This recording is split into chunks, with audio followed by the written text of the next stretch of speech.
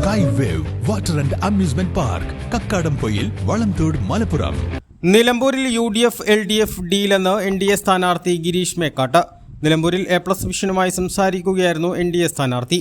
കാസർഗോഡ് മുതൽ തിരുവനന്തപുരം വരെ ഈ ഡീലുണ്ട്. നിലമ്പൂരിൽ UDF സ്ഥാനാർത്ഥിയെ സഹായിക്കുന്നതിനാണ് അപ്രസക്തനായ സ്ഥാനാർത്ഥിയെ LDF നിർത്തിയിട്ടുള്ളത്. നിലമ്പൂരിലെ UDF LDF ഡീൽ കോൺഗ്രസിലും ഭിന്നാഭിപ്രായമുണ്ടാക്കിയിട്ടുണ്ട്. LDF UDF തമ്മിൽ നിലമ്പൂരിൽ നിന്ന് മാത്രമല്ല, കേരളത്തിൽ മൊത്തത്തിൽ അവരങ്ങനെയാണ്. കാരണം അവിടെ LDFന് ജയിച്ചാലും വേണ്ടില്ല, UDF അവിടെ എവിടെയാണോ അവർക്ക് തമ്മിൽ പരസ്പരം ഒരു ധാരണ ഉണ്ടാക്കാൻ പറ്റുന്നത്, അങ്ങനെ എല്ലാ മണ്ഡലങ്ങളിലും ഉണ്ട് ഞങ്ങൾ മനസ്സിലാക്കുകയാണ്. അത് നമ്മളെ കേരളത്തിൽ വടക്ക് മുതൽ തെക്ക് വരെ പരിശോധിച്ചാൽ കാണാൻ സാധിക്കും. ഇപ്പൊ മഞ്ചേശ്വരം മണ്ഡലത്തില് ദേശീയ ജനാധിപത്യ സഖ്യത്തിന്റെ സ്ഥാനാർത്ഥി കഴിഞ്ഞ തെരഞ്ഞെടുപ്പിൽ വളരെ കുറഞ്ഞ വോട്ടുകൾക്ക് തോറ്റ അവിടെയൊക്കെ തന്നെ ഇവർ തമ്മിൽ അണ്ടർസ്റ്റാൻഡിങ് ഉണ്ട്.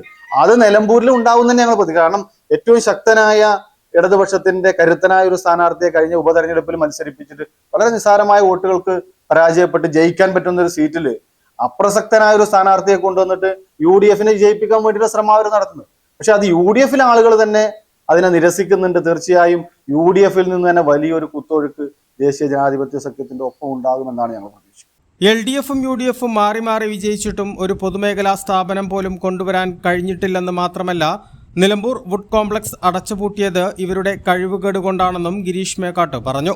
നിലമ്പൂരിൽ ആകെ ഉണ്ടായിരുന്ന ഒരു പൊതുമേഖലാ സ്ഥാപനം നമ്മുടെ തൊഴിൽ കൊടുക്കാൻ പറ്റാവുന്ന ഒരു വുഡ് ഇൻഡസ്ട്രീസ് ഉണ്ടായിരുന്നു.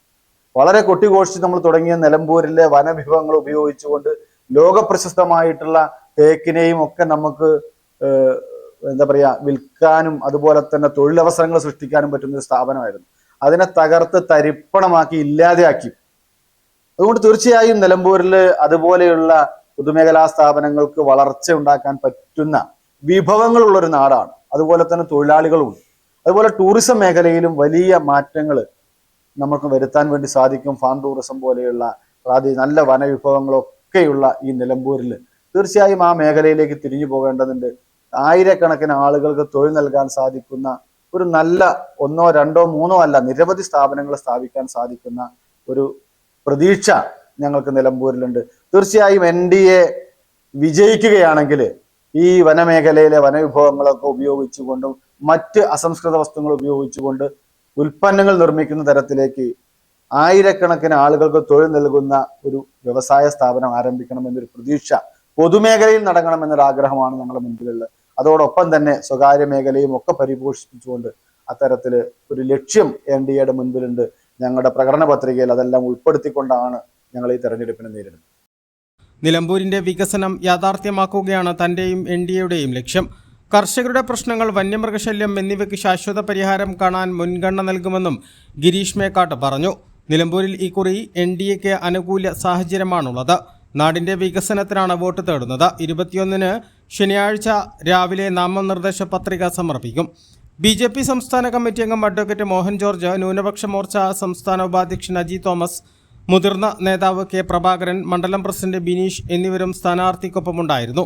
നിലമ്പൂരിനെ സംബന്ധിച്ച് സമയത്തിന്റെ പ്രശ്നമൊന്നുമില്ല. പക്ഷെ ഈ തെരഞ്ഞെടുപ്പിൽ വലിയ അഡ്രസ് ചെയ്യേണ്ട കുറെ പ്രശ്നങ്ങളുണ്ട്.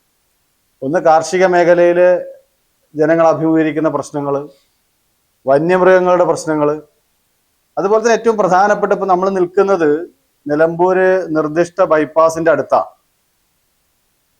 എനിക്ക് തോന്നുന്നു ഒരു 40 വർഷം മുമ്പ് തുടങ്ങിയ ബൈപ്പാസ് തുടങ്ങിയിടത്ത് തന്നെ അവസാനിക്കുക. അതിൽ കൂടി യാത്ര ചെയ്യാൻ പോലും പറ്റാത്ത, ഇതുവരെയും അത് പ്രാബല്യത്തിൽ വരുത്താത്ത ഒരവസ്ഥാവിശേഷമുണ്ട്.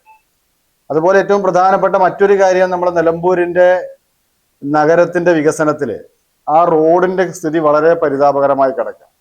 എനിക്ക് തോന്നുന്നു 2015 ഊരാളുങ്കലിന് കരാറ് കൊടുത്ത റോഡിന്റെ നിർമ്മാണം ഈ കാലം അത്രയുമായിട്ട് 1 ഇഞ്ച് മുന്നോട്ട് പോയിട്ടുണ്ട്. ഇത്രയും വലിയ ഒരു സിറ്റിയില്, പാരമ്പര്യമുള്ള ഈ നിലമ്പൂരില് ഒരു വികസനവും എത്തിക്കാൻ 2 മുന്നണികൾക്കും സാധിച്ചില്ല എന്നുള്ള ഒരു വിലയിരുത്തൽ ഇവിടുത്തെ ജനങ്ങളുടെ ഇടയിലുണ്ട്. പ്രത്യേകിച്ച് നിലമ്പൂരിലെ വികസന സമിതി എന്ന് പറഞ്ഞുകൊണ്ട് നാട്ടുകാരുടെ ഒരു സമിതി ആ വിഷയത്തിൽ വലിയ പ്രാധാന്യം കൽപ്പിച്ച് അതുമായി മുന്നോട്ട് പോയിട്ടുണ്ട്. പക്ഷെ ഇതൊന്നും പരിഹരിക്കാൻ സാധിച്ചിട്ടില്ല. നിരവധി പ്രശ്നങ്ങൾ നിലമ്പൂരിലുണ്ട്. A+ vision, Nilambur.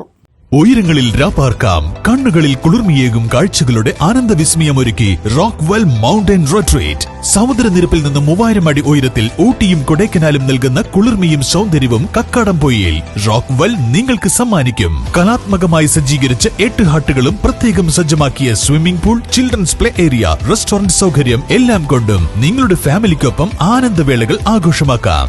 Rockwell mountain retreat, Kakkadampoyil, Nayadampoyil.